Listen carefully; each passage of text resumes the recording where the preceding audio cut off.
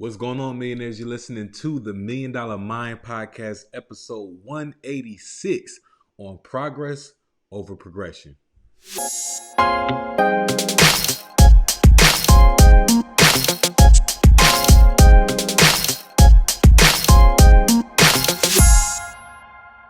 All right, cool. So I got a question for y'all to open up today's conversation, right?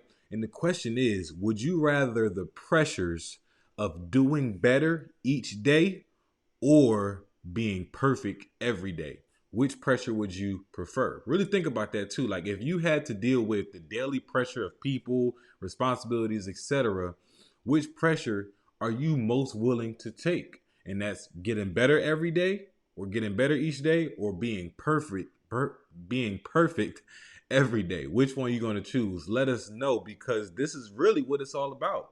As we talk about progress over perfection, this conversation is going to be talking about the pros and cons of being a perfectionist versus being a progressionist. And I might have just made that second word up. I never really heard people use the word progressionist, but we're going to use it a lot today because ideally, I'm going to tell you why I think being a perfectionist is actually setting you up for misery, despair, unhappiness, and all these things that we want to avoid, where progressionism and progressionists seem to have the more abundant life. So let's get into today's episode. But before we get into that, make sure you use code Kai Speaks to get 20% off your first Popple order. Yes, we talked about Popple. You got business cards out there, and you're gonna see it. I'm pretty sure you're gonna see an ad somewhere in this video about why I like to use Popple over your traditional business cards. But yes, make sure you guys tap in and use that code Kai Speaks, QUIYSPEAKS,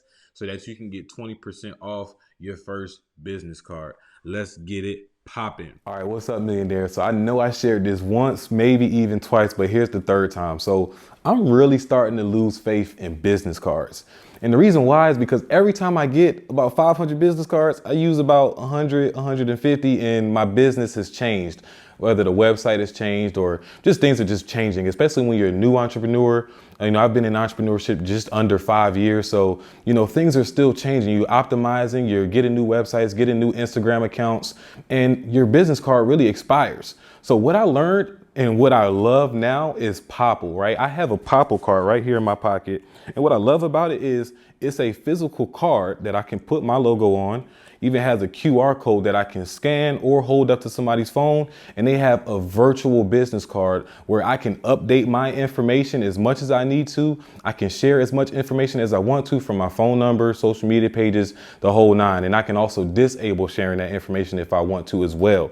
I definitely want you guys to consider Popple, because as your business is changing, why spend so much money on these paper business cards when most of the times people throw them away and it's expired because you changed your business? So there's also going to be a link at the bottom of this video for you to download Popple, get your business card, or if I hold it up close enough, you might be able to scan that QR code.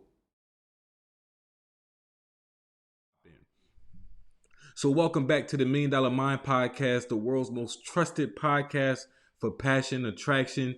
This show was created as a community, right? The whole podcast was created as a community for self-mastery and abundance, while having million-dollar conversations with really dope people. Just know you're in the right place if you are here looking for money-making tips and tricks for living a more passionate life. Let's get it popping. So, funny story and a true story. The question we opened up with, I asked that 2 different ways on Instagram, and I got 2 very different responses. The first way I asked the question was, would you prefer slow progress or perfection? Now, granted, the way I asked that question was to see how many people were going to choose perfection over the progress. Hence why I put the word slow in there. Because a lot of times with progress, we don't notice it. It's not this drastic thing that we see the next day. Take going to the gym, for instance. You don't see your progress being made the next day. You go to a gym for a week straight. You don't see progress yet. Something might take you 2 weeks. It might take you 2 months. It might take you a quarter. It might take you a year to go to the gym consistently before you actually see the progress. But that doesn't mean progress isn't being made. it's all types of progresses, and it's all types of things changing in your body and in your habits and your mindset. It's a lot of progress being made over time, but we don't always see it. So I just wanted to see what people would prefer, and I would love to hear, what you guys would prefer over, slow progress or perfection. And then I asked the question how I asked it the first time we just opened up the show. Would you rather the pressure of doing better versus being perfect, right? Doing better versus being perfect. And once I asked it that way, all of a sudden everybody's responses pulled a switcheroo. People who said, "Oh, I would much rather perfection and slow process progress because I want to get it done. I want to be at my peak. I want to reach this. I want to reach that." Right.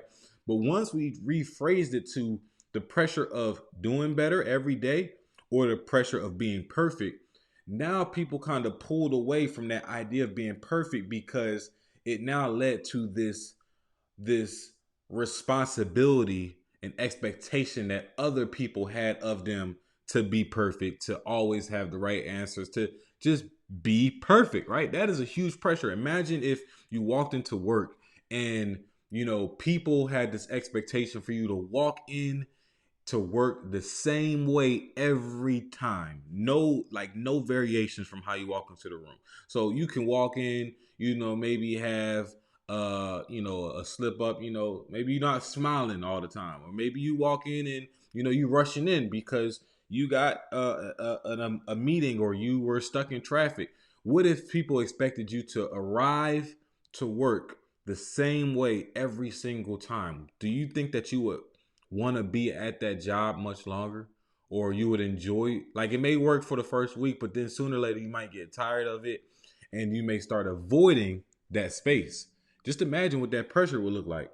So all of a sudden people's responses pulled the switcheroo, and I want to take this episode to explain the reasons why, right? Because people like the idea of perfection but not the consequences that this word perfection comes with. We like the idea of having everything already figured out. We start a business, we like the idea of the business already making money and us not having to figure out why it's not making no money.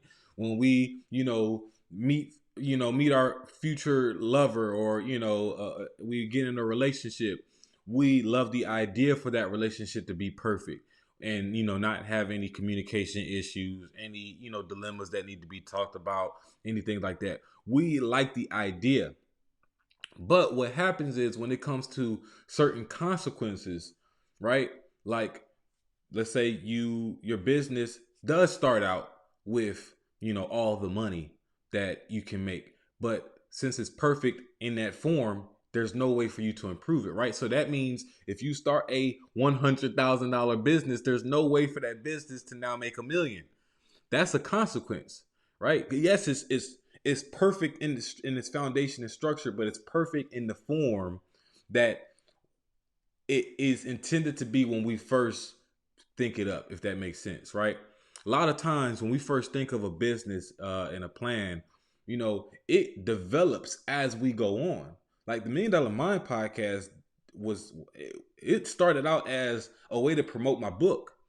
And I just stayed consistent with it and allowed it to take a life of its own. So if I allowed it to be perfect, it would have been perfect as a book review, right? Not what it is today.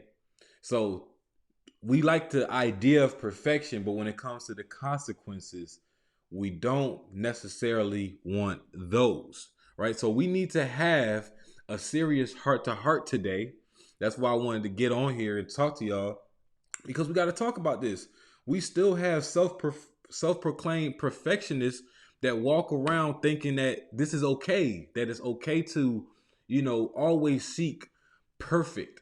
When, I mean, at the end of the day, don't get me wrong, we are all entitled to believe in whatever you chose to believe in, right? You're entitled to that. However, my role and why you guys tune in, twice a week, sometimes even more, is to shed light more on the cause and effect of our actions and our thoughts, because I want to remind you guys that thoughts are indeed things. So the more we think a certain thing, it manifests itself into physicality, into reality, and we start to experience that in our lives. And what I'm noticing to all my friends and family members that have this perfectionist type of mindset, it's actually it's actually doing them more of a mental disservice than the mindset of just focusing on getting better each day, right? Getting better each day is doing people a much better service than making them feel like they have to have all the answers, they have to have all the processes, everything has to go a certain way, no variations, no delusions, right? Nothing.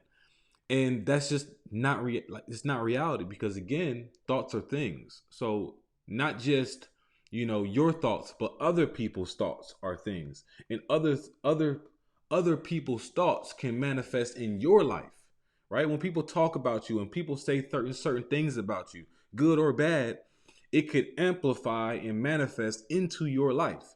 And the unfortunate thing about it is we can't control what other people think. We can only control what we do and what we think. So if you think about it, that's why life is always hitting us with these obstacles and these challenges. And we just like, man, why is this happening to me? And it's because these things are being manifested from outside experiences and people and circumstances that have this butterfly effect that we have no idea is going on in the background and have no control over, right? So that's why I want to really stress the importance of progression over perfection. And of course, we got some actionable steps on how we can really implement this switch of the mindset in our day-to-day lives starting tomorrow, right? Because this is important. Number one, we got research. I want you guys to, if you haven't already and you're not familiar with the book Atomic Habits, we're actually reading this book right now in our weekly book club with the $1 Million Meetup. Right now we're talking about the aggregation of marginal gains and what that really does for you, and I'll explain it. What it really is, it's just a combination of 1% improvements along across a consistent and long period of time. So let's just say you commit to 90 days of improving a certain thing, just 1% every day for the next 90 days. That is the aggregation of marginal gains. It means that every single day you may not notice a change, right? But when you look at it in its entirety, you'll see a drastic change. For example, if you take an ice cube and you are sitting in a room that is 25 degrees Fahrenheit. Now we know the freezing point of water is 32 degrees. So that's like sitting that ice cube in that room at 25 degrees Fahrenheit, and every hour increasing the temperature in the room up by 1 degree. So you increase it to 26, 27, 28. After 3 hours, the ice cube's still sitting there in front of you, no changes, right?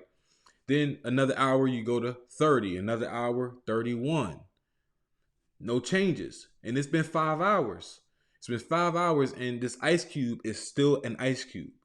But once you change the temperature to 32 and the room has reached the temperature of 32 degrees, now you're going to start to see that ice cube change and melt a little bit.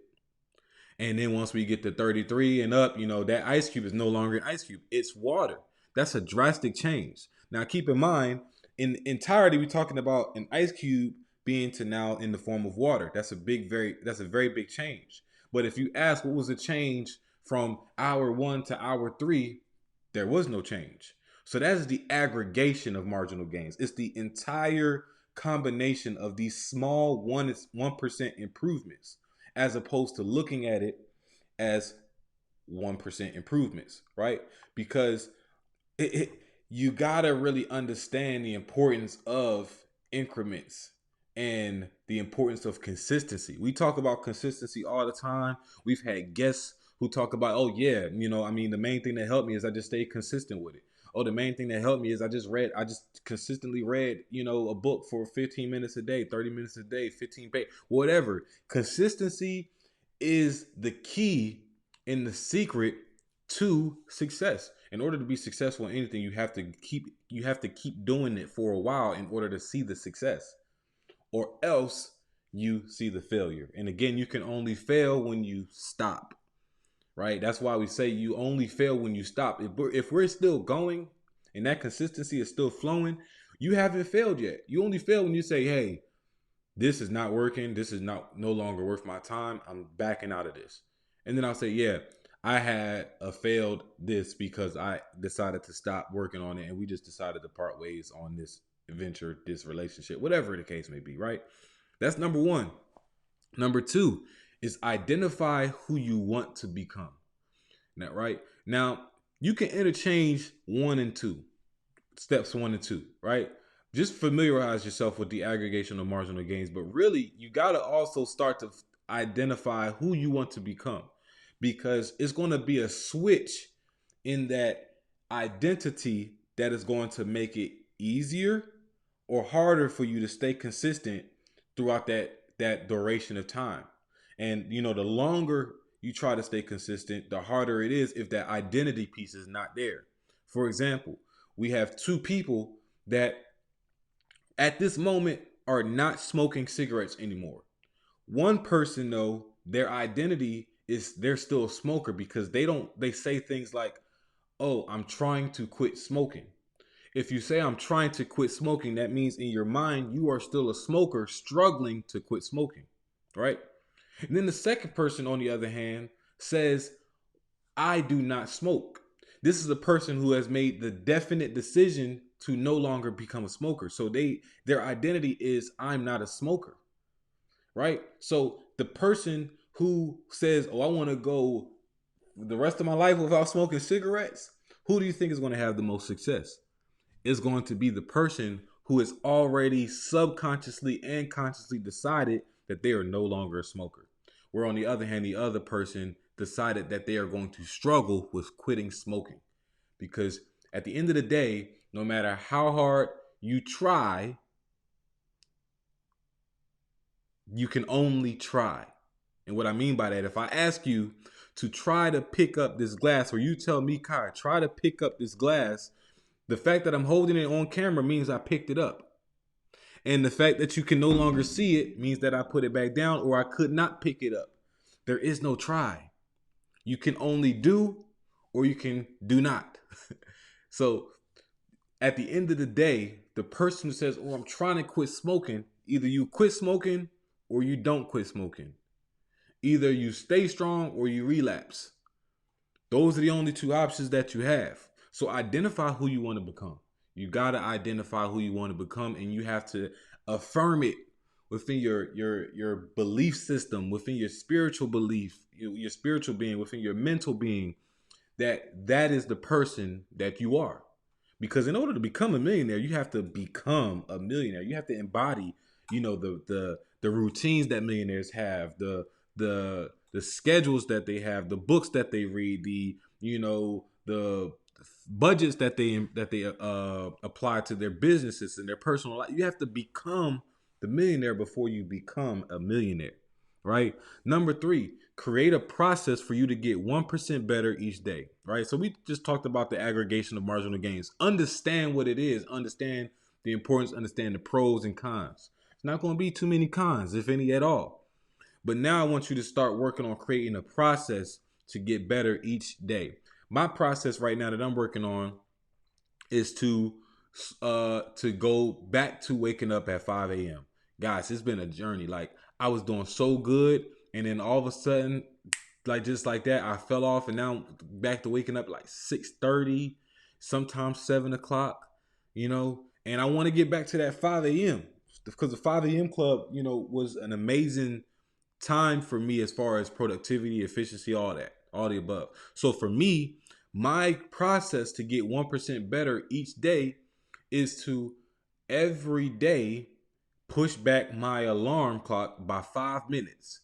And the process of making sure I get up is to rise, water, bathroom, and then straight to it. So that means when our alarm goes off, I don't have a snooze. There's no option to snooze. I have to stop it, get up, walk to the kitchen, get me a glass of cold water to shock my system, go use the restroom, and now I'm up. And the way that it's helping is by that 5. So if I started at 7 a.m. and then I just go back. I push it back every day by 5 minutes. So I'm working on increasing and getting better by 1% each day. Right? If I got up at 7 o'clock, waking up at 6:55 is not that big of a difference for my body. It's not that big of a change day by day, right? Remember with the aggregation of marginal gains, but it will all lead up to the body being fully comfortable and automated to waking up at 5 a.m. So that's the purpose of it. Find you a process that will allow you to get 1% better each day. You don't have to make these big drastic changes, right? Just focus on changing 1% each day. And then I want you guys to create a tracker to measure your consistency. So I have this tracker that I put on my refrigerator that tracks my consistency in running my morning routine. What time am I waking up? Did I work out? Did I read? Did I journal? Did I day prep? Those are the 5 things that I have on that tracker. And I track other things in different places, but that one right now is on my refrigerator. So when I go get that glass of water, not only do I see what needs to get done, I get to check it off. And that checking it off really is some power behind creating checklists and creating graphs that you can mark in like it's just power behind it, right? It just when you do it, it's like telling yourself point for Kai, right? Point for me. I'm winning today. Oh, it's only 10 o'clock and I already finished my list. Yo, I'm killing it. Today is gonna be a great day. Seeing it is believing it. So you do that consistently for a long period of time, your confidence starts to boost up, your competence boosts up, especially if you incorporate some type of reading and self-development in there, and you are going to have consistently much better days. Last one I'm going to give you guys is the tip to give yourself rewards based on the length of time that you are consistent. So for me, once I get to that, not until I like not anytime before, but once I do get to that 5 a.m. mark, and I wake up consistently at 5 a.m. for a week, I'm going to give myself one cheat day because I'm also on a diet. I'm doing keto right now. That's a whole nother episode, right? I'm doing a diet, but I'll give myself one cheat day. If I wake up at 5 a.m. for a whole week straight. If I do it for 90 days straight, me and Alana are going to go on a trip. We're going to take ourselves a nice little vacation to reset, maybe plan some new goals, etc., etc. But give yourself some rewards based on the length of time, right? So you didn't see that I was going to give myself a vacation after one week of waking up at 5 a.m. That's not enough time. I didn't give myself enough time to actually reap the benefits of waking up at 5 a.m.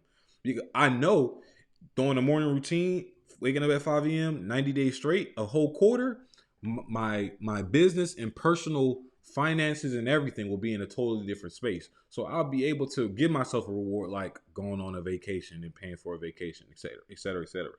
So give yourself a reward as big as the accomplishment is what I'm trying to say. So if you don't feel like an accomplishment is that big, don't give yourself a reward that is that big.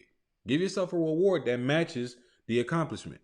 So moving on into, the next part of the show is again talking about the differences between perfectionists and progressionists.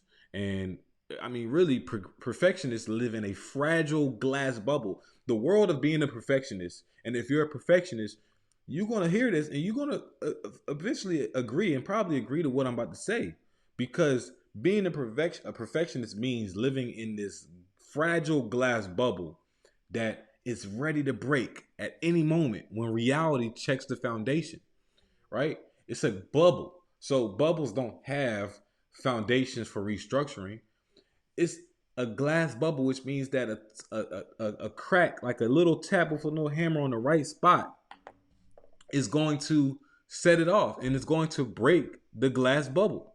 When reality comes in and checks in and says that, this situation is coming, when life happens, because perfectionists have a process, which means that I have the start and I have the end and I have everything in between. And when you throw in other things, the process is no longer perfect. The journey is no longer perfect. The event is no longer perfect. It's ruined, right? And when reality finds out that there is no foundation, our perfect friends are now exposed to the honest truth that indeed nothing about what they were doing was perfect or who they are. was ever perfect. It's all a cloak and dagger, right? It's all a lie we tell ourselves to try to give ourselves the control that we wish we had, but we don't have, right? Because most perfectionists, have, morning routines, have processes, have certain things mapped out, but it's still something missing that they still lack the consistency, right? Because they allow the smallest thing to get in the way and then it throws off the entire thing. So, and you guys tell me what you think. Do you think I'm just totally out of pocket, right? Am I wrong? Or do you guys agree? Like, perfectionists live in this cloak and dagger type of world.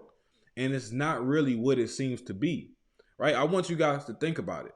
Anything, like, think about anything you can that is perfect. Is it a flower? I don't think a flower is perfect. I think a flower also has a progress, because if a flower was perfect, then there would be no seeds, right? If a flower was perfect, there would be no seeds. Everything would start out as a flower. Also, we'll notice that very few times does one flower look exactly like the other flower. You can notice something that's a little bit different about the flower of the same kind. So it's not a flower. Is it the human body? Now, we know the human body has a progress and process. It's not perfect. One, if it was perfect for the same reason a flower can't be perfect, we will all start out as adults, you know, in our prime, where we make the most money and when we're the happiest. But we don't. We start off as infants and we go through processes where we're, not confident about where we are. We're not, happy with the people in our lives. We're not happy with ourselves. We're not happy with the direction that we're going in, right? If we were perfect, we wouldn't experience any of those things. This unhappiness, this when I was growing my locks, right? If locks were perfect, I wouldn't go through this phase of the ugly lock phase when it was like this tiny, right? And you guys who've had hair and had those awkward phases, like whether it was in high school, middle school, whatever, you know what I'm talking about. If we were perfect, we wouldn't go through those awkward phases. So it's not the human body. What about Mother Nature? Is Mother Nature perfect? I would say that, if there was a such thing as perfection, Mother Nature would be the closest thing to perfection. If not for the reasons that you guys may think, but for the reasons that it is perfectly imperfect. Like it creates things that happen for the first time ever. Right? Mother Nature is known to throw in an outlier or throw in something that throws off the balance of something and maybe starts a new process and a new balance. So Mother Nature, even being as imperfect as it is, I believe it is designed that way perfectly, if that makes sense. So that's the only thing that I think is the closest thing to perfection. But let's go on. Like, what else? What else can be perfect? What else can be perfect? You guys tell me in the comments. What do you think right now that I missed that is actually indeed perfect? You can have maybe the perfect bike, but is it truly perfect? If you leave it outside long enough, it will collect rust. Is it perfect? Right? You can have, AI. Is AI perfect? Because it's so smart. At the end of the day, it was created by humans, and humans aren't perfect. So can we as imperfect beings create something that's perfect? That's interesting, right? Think about it. You guys tell me what you think is perfect. Are we really capable of perfection? Are we really capable of perfection, or were we created to have progresses to be able to learn and grow from? Were we created to have everything figured out, or were we created to learn and figure it out? I believe the latter. I believe that we were designed to create. That's why we are so creative. That's why human beings are so creative, because problems are going to come. Literally, God, the universe, whichever you want to call it, is telling us that there is nothing that is perfect. So we're going to give you the abilities to create solutions find innovation, come up with different, softwares and techniques to go around this imperfect life and to navigate this imperfect life. So are we capable of perfection, or were we designed for progression? Progression is the mindset to adopt if you truly want abundance. And despite the word perfection and what perfection may sound like, in all actuality, perfection derives from a scarce mindset. Perfection derives from there not being enough, so I have to hurry up and have it all figured out, because there's but it's always something to learn. It's an abundance of things to learn and discover. So embracing that and acknowledging that means that you will also embrace and acknowledge progression and learn and understanding that you don't have all the answers. The wise man knows what he does not know. That's what makes him wise. He knows a whole lot, but he also knows that he doesn't know everything, and he doesn't know anything at the same time, because knowledge is infinite. And I mean, if knowledge is infinite, not to get too deep, again, can you truly know everything if knowledge is infinite? Can you truly know everything? And if you can't know everything, you can't be perfect. Because we are beings of knowledge. We like, that's why we have a brain that operates the way we do. Everything we are is based on what we know and what we believe. We talked about it before, the identity piece. You are what you repeatedly do, and what you repeatedly do becomes your habits, and your habits are based on your belief system. So you are what you believe. So if you know nothing, you are nothing. That may sound like, whoa, how dare you say I'm nothing? I'm not saying that you're nothing, but you are only as valuable as what you know. So as always, I'm super thankful to have you all a part of the show week in, week out. I just gave y'all some gas, and the question now is where you're gonna go with it. If you know nothing, you might want to use that gas, get in a rocket ship, and take off to space, because space is infinite. I'm sure you will learn a whole lot if you go out there. The ocean is infinite. I'm sure you'll learn a whole lot if you go down there. But the question is, most importantly, is where are you gonna go now that you had that full tank? Before we end the show, I want to ask you, or I want to tell you, like, what if I told you that you could have even more access to my network of 6, 7, 8-figure earners outside of these interviews, right? What if I said you could get weekly mentorship and coaching by some of the fastest growing entrepreneurs in their space right now? What would you like? Would you want to be a part of that? Would you want to commit, an hour a week to, mentorship with some of your favorite people that you've heard on the show so far? What if you were a part of an intimate group of like-minded entrepreneurs that also were there to keep you accountable for hitting your goals and accountable for setting new ones? Would you want to be a part of it? Would that be helpful? If the answer is yes, we got the golden ticket here. We just launched the Millionaire Meetup. Yes, the Millionaire Meetup is now an exclusive community to do all of the above, right? To do all of the above. And check this out, just for the remainder of this quarter. So you have the rest of August and September. I'll give you access to the Millionaire Meetup for just $1 for the first week. For the first week, you'll get access to it for $1. And you'll be able to let me know if you like it. If you like it, great. You get to stay with us. It's $35 a month. But if you don't, hey, let me know why you didn't like it. I just want to give you guys the opportunity to expose you to the endless